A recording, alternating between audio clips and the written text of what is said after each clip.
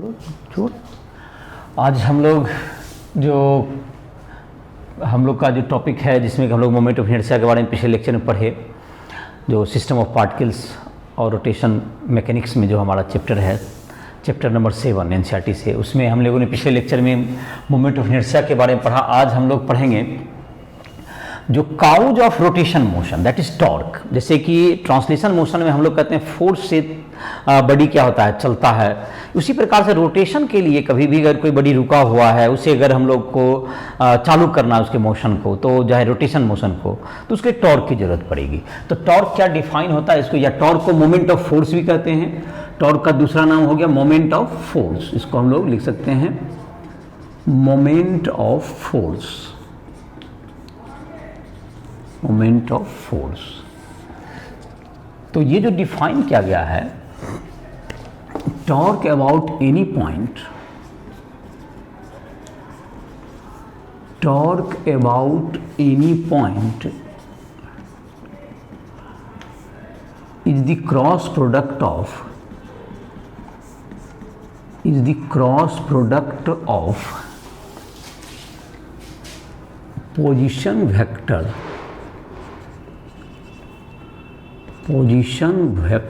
of any point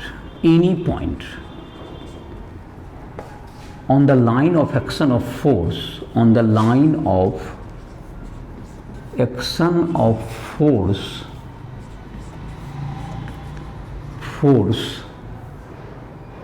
from the point and force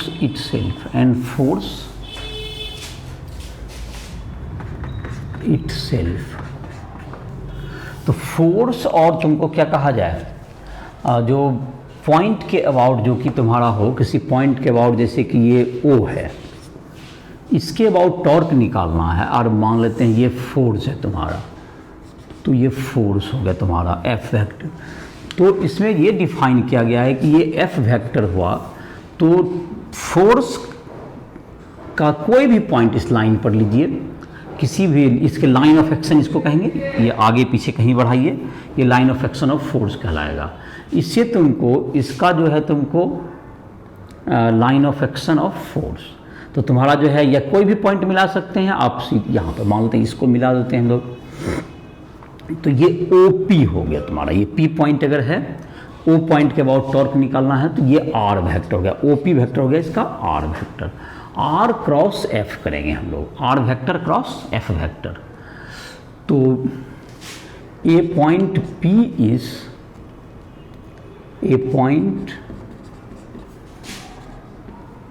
is taken on line of action of force F vector, torque about point O, torque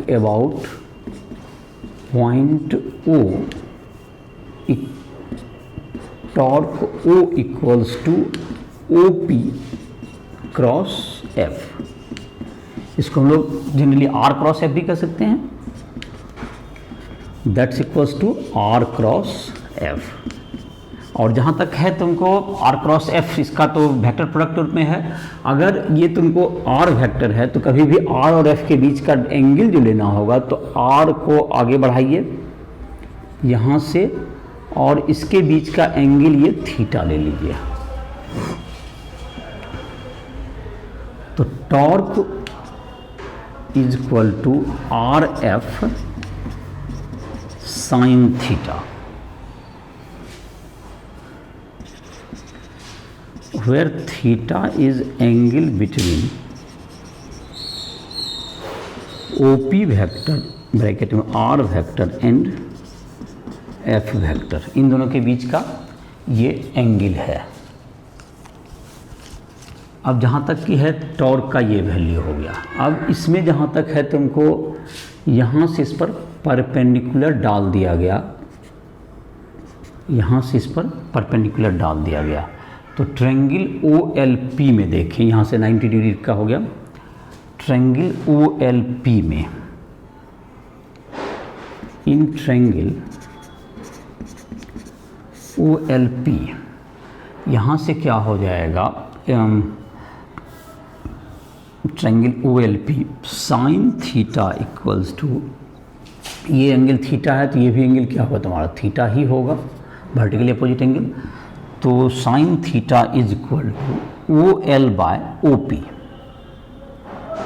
sign theta equals to OL by OP। तो OL is equal to OP sine theta, या OL is equal to R sine theta. तो torque about O is equal to R sine theta into F है तुम्हारा, that is equal to OL into F। ये वह perpendicular distance from the point, ये OL equals to हो गया तुमको perpendicular distance of point, and perpendicular distance from point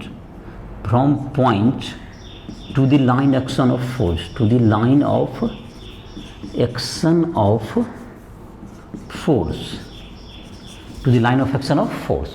line of action of force पर क्या होगा तुम्हारा, उसके जो है तुमको पर्टिकुलर डिस्टेंस के बराबर होगा, इसको प्रोडक्ट के इक्वल होगा।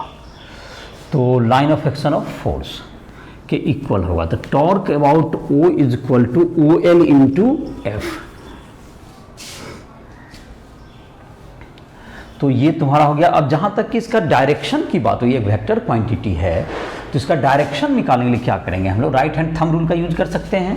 तो जैसे देखो यहाँ पर क्या होगा, अगर इस पॉइंट पे जहाँ पे इंटरसेक्शन पॉइंट है, इससे अपने दाहिने हाथ को क्या करेंगे, आगे की ओर इसको इधर रखेंगे और F की तरफ इसको टर्न करेंगे। तो हमारा जो है तुमको, जैसे जो तुम्हारा देख रहे हो क्या जा रहा है तुमको, ये एंटी क्लॉकवाइज घूम रहा है और थंब हमारा ऊपर की ओर जा रहा है। तो ये तुम्हारा क्या कहलाएगा, थंब ऊपर की ओर जा रहा है और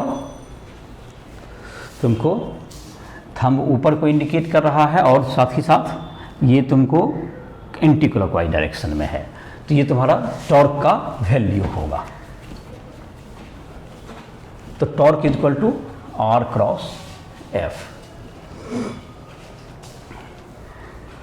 तो ये तुम्हारा अगर टॉर्क किसी भी पॉइंट के अबाउट निकालना है तो क्या करना है, लाइन ऑफ एक्शन ऑफ, जैसे कि तुम्हारा कोई भी फोर्स है उस पर कोई भी पॉइंट ले लेंगे, जैसे कि फिगर में ही P पॉइंट लिए थे, उससे O से जिस पॉइंट के अबाउट निकालना है उसे क्या कर देंगे, उसका जो है पोजीशन वेक्टर और फोर्स को क्रॉस प्रोडक्ट कर देंगे और उसका जो क्रॉस प्रोडक्ट का वैल्यू होगा वो तुमको क्या बताएगा, क्रॉस प्रोडक्ट का जो वैल्यू होगा वह बताएगा तुमको कि टॉर्क कितना होगा। और दूसरा तरीका ये हो गया, तुमको या तो O से जो कि है तुमको जिस पॉइंट के अबाउट निकालना है वहाँ से लाइन ऑफ एक्शन पर्टिकुलर डाल दीजिए और उससे पर्टिकुलर डिस्टेंस के बराबर कर देंगे तो वो भी क्या हो जाएगा, टॉर्क को इंडिकेट करेगा। और अगर क्रॉस प्रोडक्ट की जहाँ तक बात है, क्रॉस प्रोडक्ट ऑफ वेक्टर्स, वो तो तुमको राइट ऐप पर जो वेक्टर का जो हमारा क्लास है, वेक्टर का जो उसमें क्रॉस प्रोडक्ट का तुम देख सकते हो। तो उसमें I क्रॉस I क्या हो जाता है 0, I क्रॉस J होता है तुम्हारा K। तो ये तुमने पिछले लेक्चर में भी तुमको बताए थे, थोड़ा सा रिमाइंड कराए थे किसी में। और तुमको I क्रॉस I हो गया तुमको 0, J क्रॉस J भी 0। तो मोमेंट का निकाल सकते हो या डिटर्मिनांट के हेल्प से भी निकालते हैं, जो डिटर्मिनांट तो अभी नहीं पढ़ा होगा, क्लास 12 में तुम्हारा मैथमेटिक्स में है, उसके आधार पर भी बनाते हैं हम लोग। जैसे कि तुमको चाहो तो अब इसमें एक चीज़ और देखा जा सकता है, जैसे टॉर्क में ही थोड़ा सा गौर करें, ये पॉइंट है, अगर इस पॉइंट से line of action of force अगर इस पॉइंट से पास कर जाए, ये जो तुम्हारा है, ये जो लाइन ऑफ एक्शन है, ये अगर इसी पॉइंट से पास करता हुआ दिख रहा है तो इसका जो डायरेक्शन होगा R और F का सेम हो जाएगा। स्पेशल केस कर सकते हैं, special case, if line of action of force, line of action of force passes through the point, torque about the point torque about the point is zero, is zero, क्योंकि intersecting जब कर जाएगा, दोनों इससे पास करेगा, तो देखो ये तुम्हारा कोई भी पॉइंट लेंगे तो ये तो आर और एफ के बीच का एंगल क्या हो गया, आर और एफ के बीच का एंगल जैसे टॉर्क होता है तुमको, torque equals to R F sine theta, तो थीटा क्या होगा तुम्हारा 0 डिग्री हो गया, या 180 हो जाएगा अगर अपोजिट होगा, तो टॉर्क क्या होगा तुम्हारा 0 हो गया। तो टॉर्क ये अगर इंटरसेक्ट कर जाए तो टॉर्क उससे 0 हो जाएगा, टॉर्क तुम्हारा 0 हो जाएगा। और अगर तुमको नहीं कर, अगर इंटरसेक्ट कर रहा है तो उससे परपेंडिकुलर डिस्टेंस निकाल के मल्टीप्लाई कर दीजिए, आपका टॉर्क निकल जाएगा। और उसके टॉर्क निकालने के लिए तुमको जहाँ तक कि रहा वेक्टर फॉर्म में दिया हुआ है तो उसको I क्रॉस J करके हम लोग कैलकुलेट कर सकते हैं। तो torque equal to R cross F, तो R पोजीशन वेक्टर निकालेंगे हम लोग, जिस पॉइंट का अबाउट निकालना है वहाँ से, और उसको क्रॉस प्रोडक्ट करें। क्रॉस प्रोडक्ट का जहाँ तक है तुमको डाटा का तुमको कलेक्शन करके, डाटा मतलब क्वेश्चंस जो होंगे उसका बुक्स वगैरह से तुम प्रैक्टिस कर सकते हो। अब हम लोग देखते हैं torque about an axis. Torque तुम्हारा जो है, torque about an axis,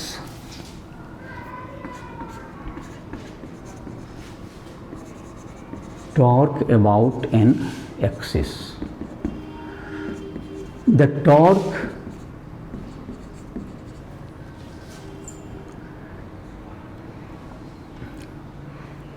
about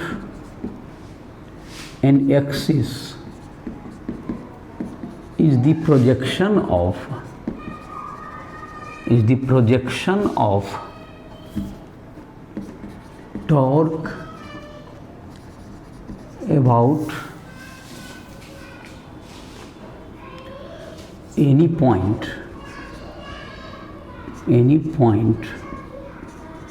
on the line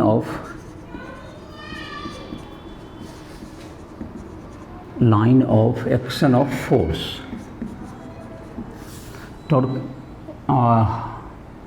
torque फिर से इसको लिख देते हैं, torque about an axis is the projection of, torque about an axis, चलो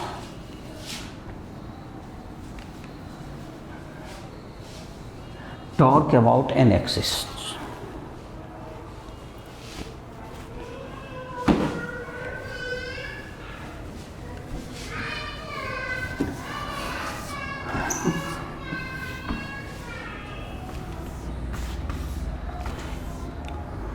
चलो जो लिखा होगा उसको फिर से देख लो, torque about an axis, the torque about any axis is the projection of torque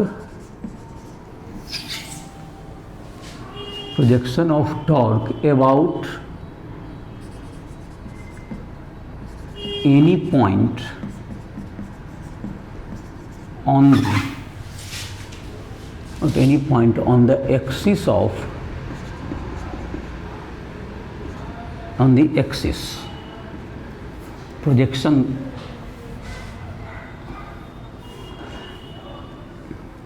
to find the project, to first मतलब क्या करना है, first calculate torque about the point, torque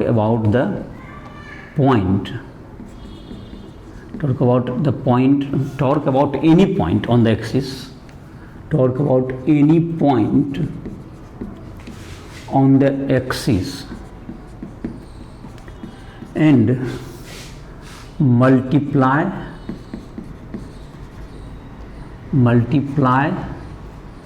cosine of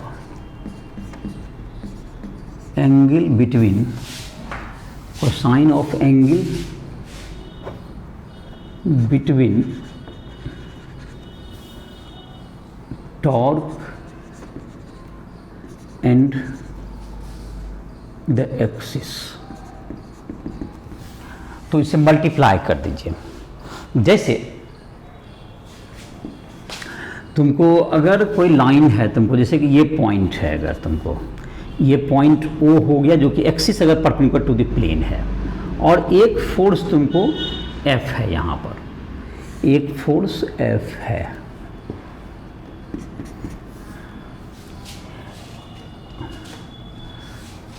तो इसका जो है तुमको क्या करेंगे, इससे कोई भी पॉइंट, इसका जैसे टॉर्क निकालते थे इस पॉइंट के अबाउट, ये R वेक्टर हो गया, तो ये R क्रॉस ऑफ एंगल कितना बना रहा होगा, ये मान लेते हैं कि थीटा, तो टॉर्क अबाउट O निकाल लेते हैं। इसके about torque about O is equal to R cross F, that equals to torque about O is equal to RF sine theta. और डायरेक्शन कहाँ तक है, direction is perpendicular, the direction of torque,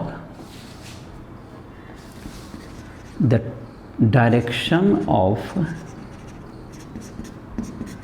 torque is perpendicular to the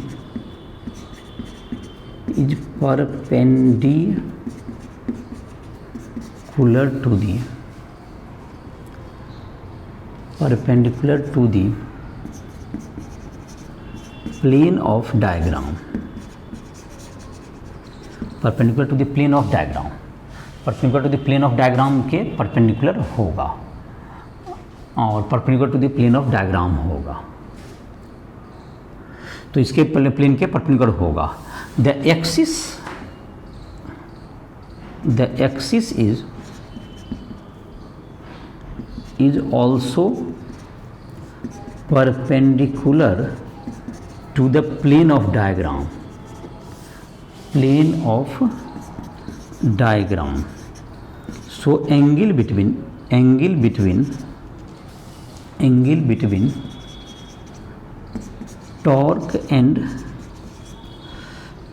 torque and axis is 0 degree और 180 degree, 0 degree और 0 degree. तो इसका torque about the axis क्या हो गया, टॉर्क अबाउट द परपेंडिकुलर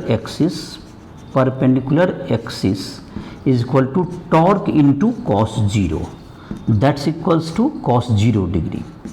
तो RF साइन थीटा, यही क्या होगा, तुम्हारा टॉर्क हो गया, यही तुम्हारा हो गया। इसको हम लोग स्क्यू लाइंस कहते हैं।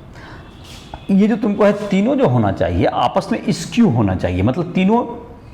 अगर देखो एक और चीज़ देखते हैं, अगर इसमें केस, अगर इफ़ जैसे कि तुम्हारा टॉर्क है, if axis and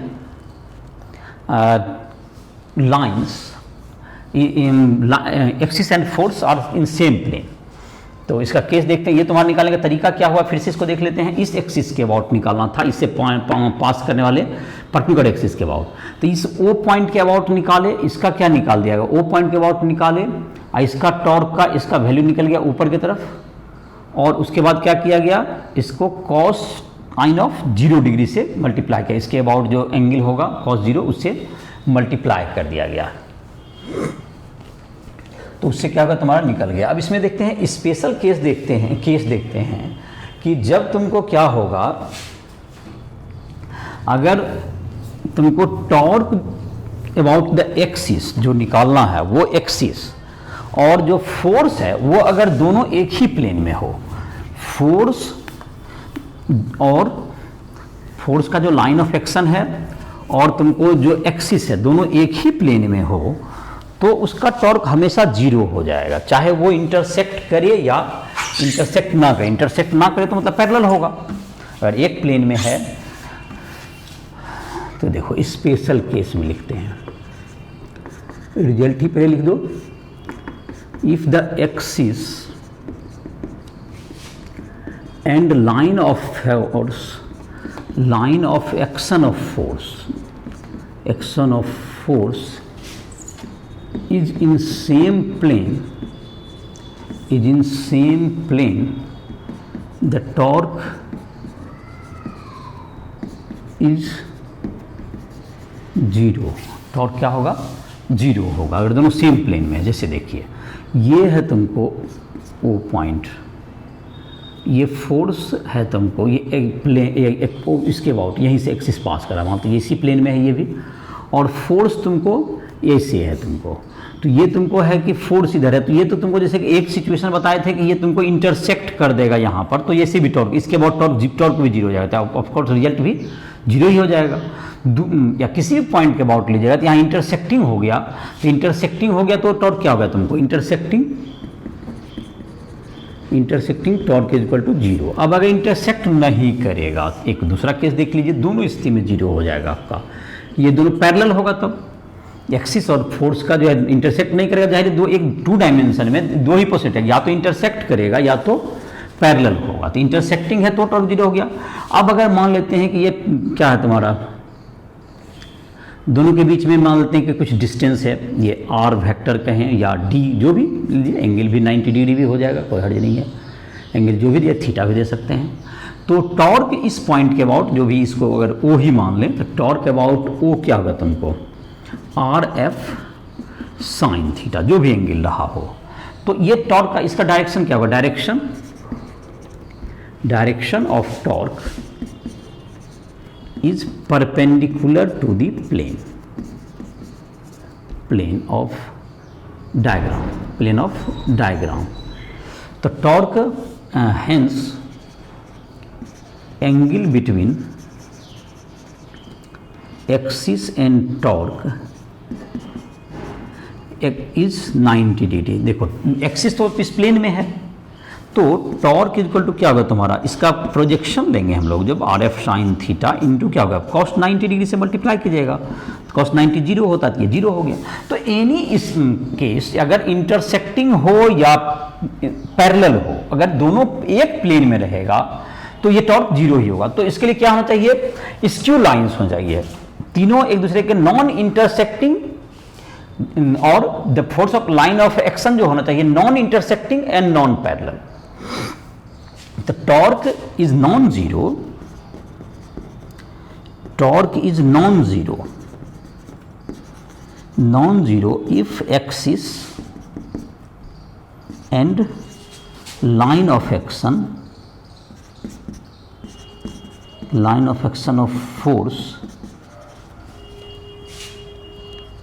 is non-intersecting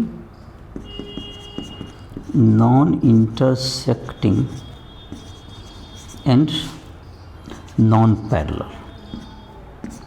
तो ये मतलब हो गया कि पैरेलल भी ना हो, इंटरसेक्ट, ये 2 डायमेंशन में संभव ही नहीं है, तो इसको कहते हैं स्क्यू लाइन्स। ये दोनों हो गया स्क्यू लाइन, जैसे कि ये तुमको अगर देखें तो एक जैसे कि एक्सिस ऐसे हुआ और फोर्स इस प्लेन में हुआ ऐसे, तो ये तुमको स्क्यू हो गया, तो ये तुम्हारा क्या हो गया, ये तीनों आपस में परपेंडिकुलर भी हो सकता है, ये फोर्स और ये तुमको आपस में परपेंडिकुलर भी होगा, तो ये हो जाएगा, स्क्यू लाइन्स होना चाहिए।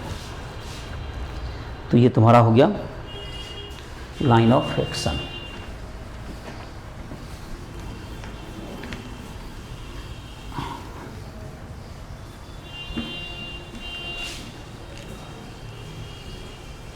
तो टॉर्क तुम्हारा निकालने के लिए क्या होना चाहिए, अगर टॉर्क नॉन जीरो होना है किसी एक्सिस के अबाउट, तो वो उसको जैसे देखो तुम लोग, जैसे कि हम लोग अपने जो कि डे टू डे लाइफ में हम लोग जैसे कि कोई चीज़ को रोटेट कराते हैं, जैसे किसको रोटेट कराते हैं हम लोग, कोई जो है तुमको गेट खोलते हो, तो गेट देखोगे तुम्हारा जो कि उसमें तो क्या करते हैं हम लोग, उसको जो है किसी एक हिंज जो होता है जिसके अबाउट की गेट तुम्हारा रोटेट करता है, जिसको हम लोग हिंज ज्वाइंट कहते हैं, हिंज जिसको कब्जा कहते हो।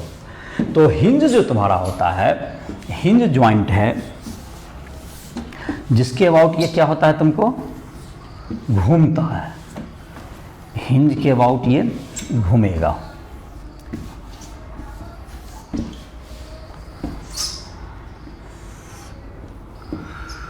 हिंज ये तुम्हारा हो गया, ये हिंज ज्वाइंट हो गया। तो इसमें तुमको क्या है, ये हिंज हुआ और इसमें तुमको फोर्स जहाँ तक है, ये तुमको फोर्स तुमको यहाँ से तुमको अगर हुआ ये तुमको लगाओगे, तो जैसे फोर्स लगाते हैं, देखो फोर्स कैसे लगाते हैं, फोर्स लाइन ऑफ एक्शन इस ढंग से लगाते हैं, जैसे कि यहाँ पे ये इसके अबाउट रोटेट कराना है तुमको, जो कि तुमको फोर्स लगाते हो देखो इस ढंग से लगाते हो, तो ये जो कि ये कहाँ चला जाएगा, अंदर की ओर चला जाएगा। ये फोर्स अंदर की ओर, या खोलना है तो बाहर की ओर, इस ढंग से फोर्स क्या करते हैं हम लोग अप्लाई करते हैं। तो देखो line of action of force तीनों क्या है आपस में, ये और ये तीनों आपस में परपेंडिकुलर है।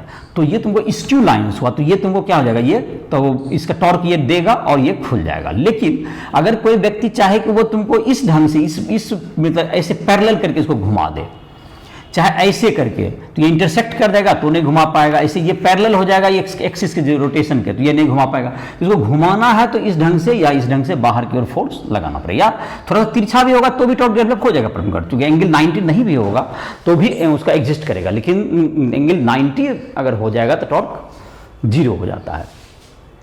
तो ये तुमको समझ में आ गया होगा कि टॉर्क के लिए क्या होना पड़ेगा, स्क्यू लाइन्स होना चाहिए दोनों को, line of action of force और तुमको एक्सिस ऑफ रोटेशन, ये दोनों स्क्यू होना चाहिए, तभी ये जब वो एग्जिस्ट करेगा। जैसे कि फोर्स तुम जो कभी भी लगाते हो गेट खोलने में, तो तुम देखते होगे तुमको एक्सिस ऐसे है, तो इधर से फोर्स इसके पैरेलल लगा के भी नहीं होगा, और कैसा भी कोई फोर्स लगाए जो कि इसे पास कर जाए तो भी नहीं खुलेगा गेट। तो उसके लिए आपको टॉर्क क्या करना होगा, परपेंडिकुलर डायरेक्शन में लगाते हैं, या तुमको थोड़ा तिरछा भी तो उसका कंपोनेंट जरूर होना चाहिए। तो इस प्रकार से क्या होगा, तभी वो गेट खुल पाएगा उसका। और अगर एक्सिस से पास कर जाए, जैसे यहाँ ये गेट है, ये तुम्हारा जिसके बाद रोटेट करता है, और ये गेट का तुम्हारा जो है तो ऐसे भी तिरछा लगाएंगे तो भी ये घूम जाएगा, ये स्क्यू लाइन से हो गया, और ये एक दूसरे से इंटरसेक्ट भी नहीं कर रहा है और इसके पैरेलल भी नहीं है इसके गेट के। और अगर हम लोग ऐसा लगाएं जो कि गेट के पॉइंट से, इसमें नहीं खुलेगा, और अगर तुमको गेट के पैरेलल ऐसे लगाएंगे तो भी टॉर्क 0 होगा। तो और अगर ऐसे है, देखो लाइन ऑफ एक्शन जैसे फोर्स का है, तो ये तुमको दोनों एक दूसरे के इंटरसेक्ट नहीं कर, नॉन इंटरसेक्टिंग होगा, तो ये मतलब कि टॉर्क नॉन 0 होगा। तो ये तुम्हारा टॉर्क के बारे में तुमने देखा टॉर्क क्या होता है तुमको। और तुमको टॉर्क के बारे में जो है, तुमको टॉर्क जहाँ तक है, एक तुमको कपल भी कहते हैं हम लोग, जबकि टॉर्क जैसे तुमको टॉर्क की बात हो रही है, तो एक तो तुम्हारा कपल भी हम लोग यूज करते हैं। कपल का अर्थ हो गया कि तुमको दो फोर्स जब इक्वल एंड अपोजिट डायरेक्शन में लग रहे हों तो वो कपल का फॉर्मेशन करते हैं। तो कपल का हम लोग कहाँ पर जैसे कि जरूरत पड़ता है, जैसे इसको पहले डिफाइन करते हैं, उसके बाद तुम देखोगे, if two forces are equal and opposite, they form couple। ये कपल फॉर्म करता है, ये फॉर्म करता है कपल को। जैसे कि तुमको यहाँ पर है एक फोर्स हो गया F,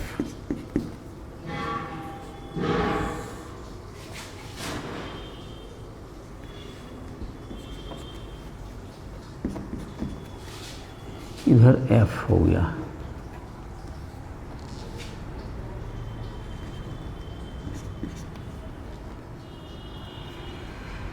यहाँ पर हो गया A, यहाँ पर B, ये OA हो गया, क्रॉस हो गया ये F, ये हो गया OB हो गया, ये क्रॉस F कर सकते हैं। तो ये तुमको दोनों इक्वल एंड अपोजिट फोर्स है, तो इसके अबाउट जो टॉर्क होगा तुम्हारा, देखो टॉर्क अबाउट O जो होगा, torque about O equals to OB cross F vector, OB cross F, ये तुम्हारा इधर होगा, अब plus OA cross minus F, OA cross minus F,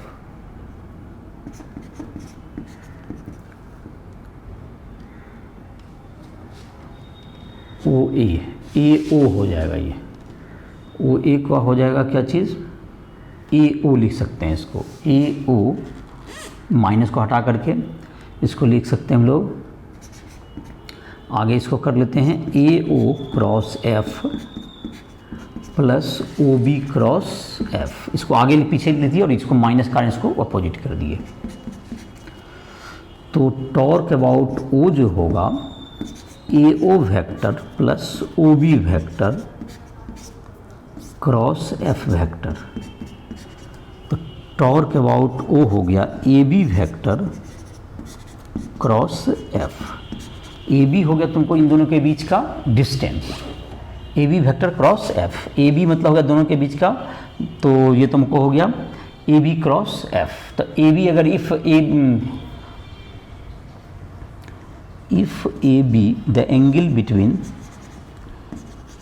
A B and F is 90 degree, is 90 degree, torque equals to A B into F, that is equal to, या तुमको force, तो torque बराबर क्या हो गया, force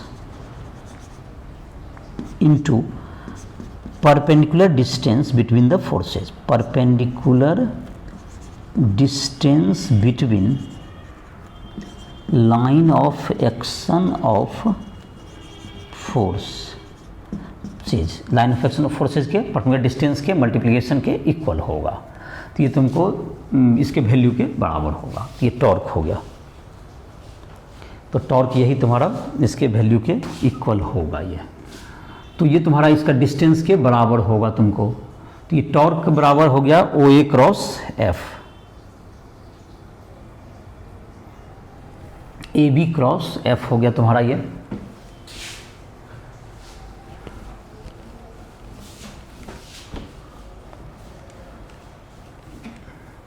torque equal to A B cross F.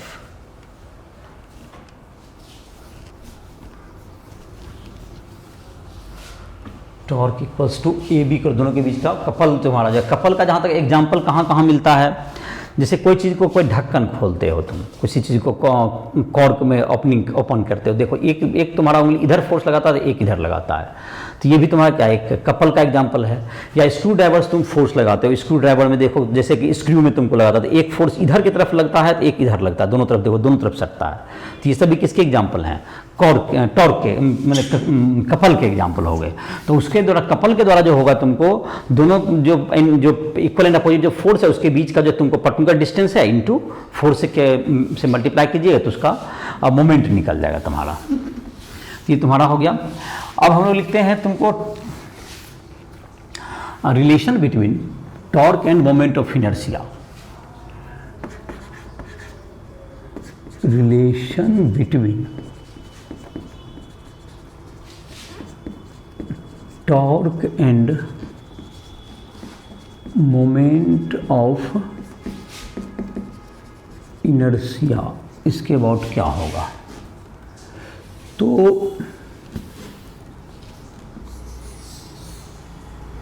एक rigid body है, एक रिजिड बॉडी है जो कि वो पॉइंट से पास करने वाला किसी एक्सिस के अबाउट घूम रहा है। तो ये तुमको इसका क्या होगा, तुम्हें टॉर्क जो है ओ के अबाउट ये क्या होगा, इसके अबाउट ये टॉर्क और इसका मोमेंट ऑफ इनर्शिया में क्या रिलेशन होगा, देखते हैं इसको।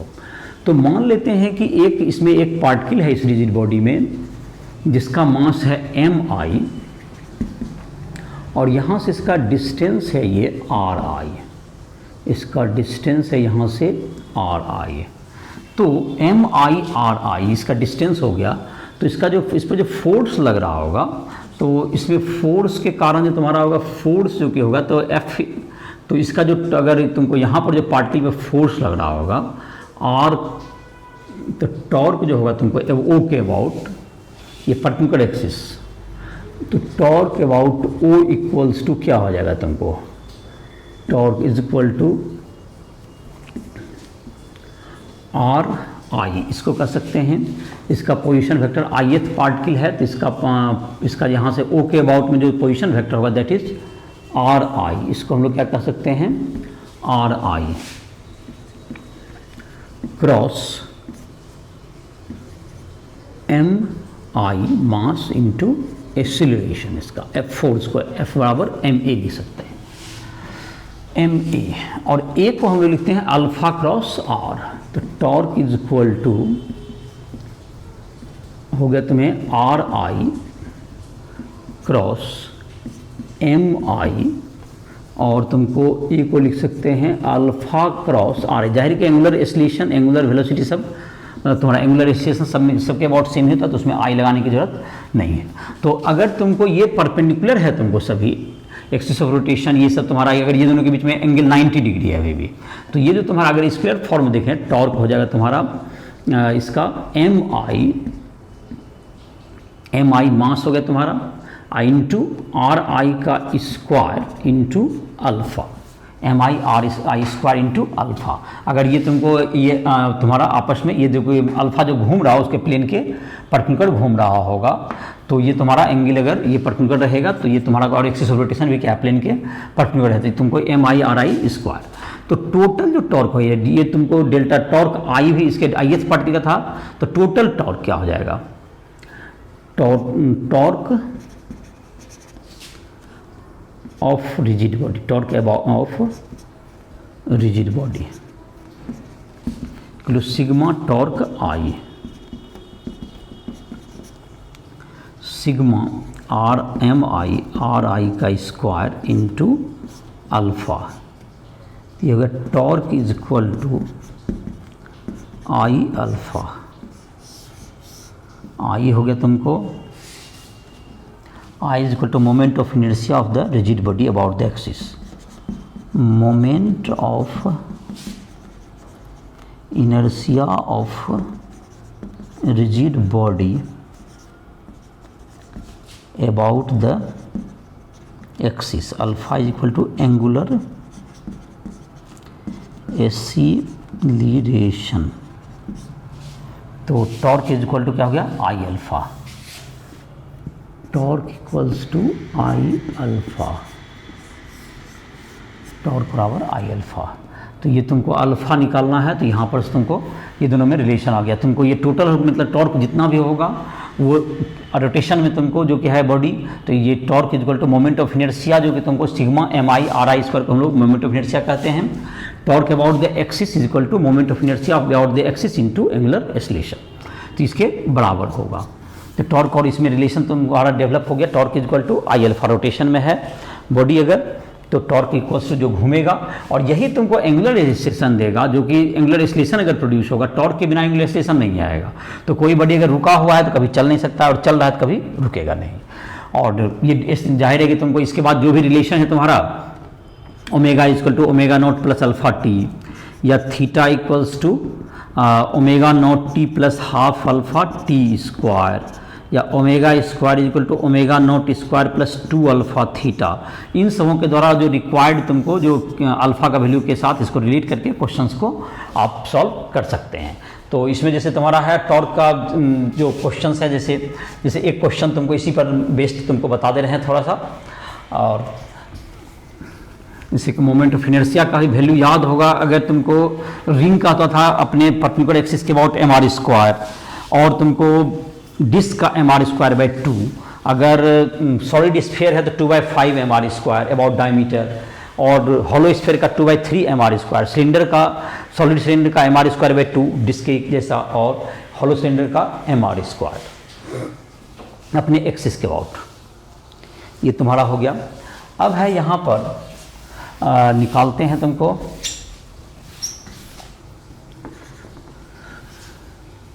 जैसे कि मास है किसी बॉडी का, मान लेते हैं किसी डिस्क का, ये डिस्क है और रेडियस इसका 50 सेंटीमीटर, एक डिस्क है, ये तुमको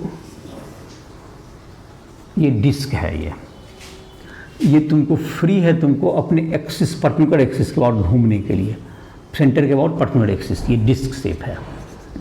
इसमें तुमको ये लगाया जा रहा है कि ये निकालना है कि t इक्वल टू 5 सेकेंड के बाद इट रेस्ट में है तुमको, ये ओमेगा नॉट अभी क्या है इसका 0 है, और t इक्वल टू 5 सेकेंड के बाद ये जो लगना शुरू हुआ एक फोर्स, इस फोर्स को ये टेंजेंशियल लग रहा है हमेशा, ये तुमको मान लेते हैं कि ये इसमें टेंजेंशियली एक फोर्स लग रहा है, दैट इज़ ये फोर्स टेंजेंशियल लग रहा है, मान लेते हैं कि 1 न्यूटन का टेंजेंशियल फोर्स लग रहा है। तो इसका ओमेगा क्या होगा after 5 second, omega equals to what.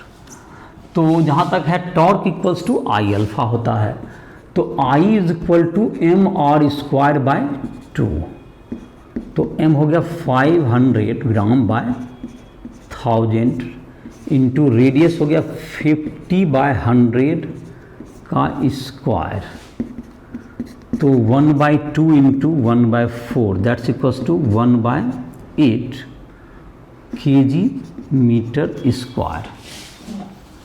और जहाँ तक है टॉर्क इज इक्वल टू होता है आई अल्फा, तो torque is equal to R cross F भी होता है। तो आई निकल गया तुम्हारा, या तो अल्फा डायरेक्ट निकाल भी सकते थे हम लोग दोनों को इक्वेट करके। चलो तो टॉर्क इज इक्वल टू हो गया और torque equals to I alpha, तो टॉर्क का वैल्यू हो गया आर गुना एफ हो गया रेडियस इंटू फोर्स, और आई का वैल्यू निकल गया 1/8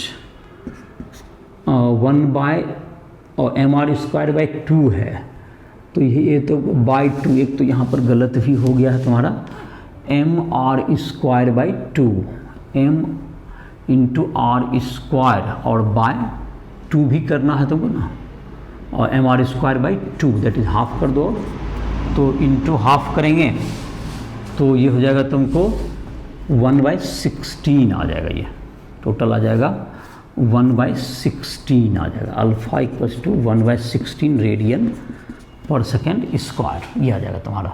ओके, तो अब है तुमको आर गुना एफ इज इक्वल टू हो गया तुमको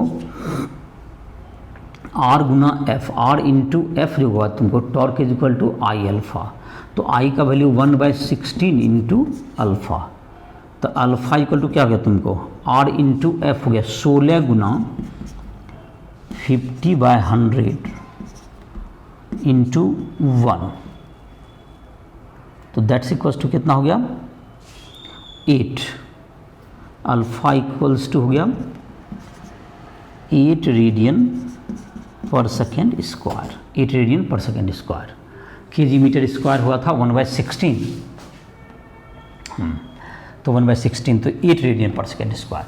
अब जहाँ तक कि इसमें ओमेगा क्या हो जाएगा तुमको, अगर ये रोटेट कराना शुरू किया तो ओमेगा इक्वल्स टू क्या हो जाएगा तुमको, ये अल्फा कांस्टेंट ही है, तो 0 + 8 इंटू 5, तो 40 रेडियन पर सेकेंड। ये तुम्हारा जो भी फॉर्मूला है, एंगल निकालना है, theta equal to omega not T plus half alpha T square, इसके आधार पर निकाल सकते हैं। तो इसको डायरेक्ट और अगर शॉर्टकट करना था तो जैसे एक लाइन में ऐसे भी लिख सकते थे, R F is equal to M R square by 2 into alpha, एक ही बार में तुम दोनों को लिख सकते हो। जैसे डायरेक्ट ही अल्फा निकल जाता, फिर यहाँ से ओमेगा निकल जाएगा तुम्हारा, ऐसा भी लिख सकते हो। डायरेक्ट मैंने आर एफ टॉर्क भी निकाल दिए और M R square by 2 into alpha, इसको निकाल के भी इस ढंग के क्वेश्चंस को बनाया जा सकता है। तो ऐसे के बुक में भी तुम्हारा ये सब का क्वेश्चन दिया हुआ है, एनसीईआरटी में भी है, तो इन सबों को सॉल्व करने का कोशिश करोगे। और टॉर्क के बारे में ये तुम्हारा था, टॉर्क का रिलेशन, इन सबों के बारे में तुमको जानकारी आज के लेक्चर में प्राप्त हुआ। और जो भी क्वेश्चंस हैं, जो भी तुम्हारा प्रॉब्लम है, जो भी मोमेंट ऑफ फोर्स के बारे में तुम कुछ भी पूछना चाहोगे हमसे, कोई भी दिक्कत हो रहा है किसी भी टॉपिक को समझने में या क्वेश्चंस को बनाने में, फिजिक्स केमिस्ट्री या मैथ में, तो राइस ट्यूटोरियल ऐप के माध्यम से तुम हमसे संपर्क कभी भी कर सकते हो। इसको प्ले स्टोर से राइस ट्यूटोरियल ऐप को डाउनलोड किया जा सकता है। तो इसी साथ इस लेक्चर को समाप्त कर रहा है।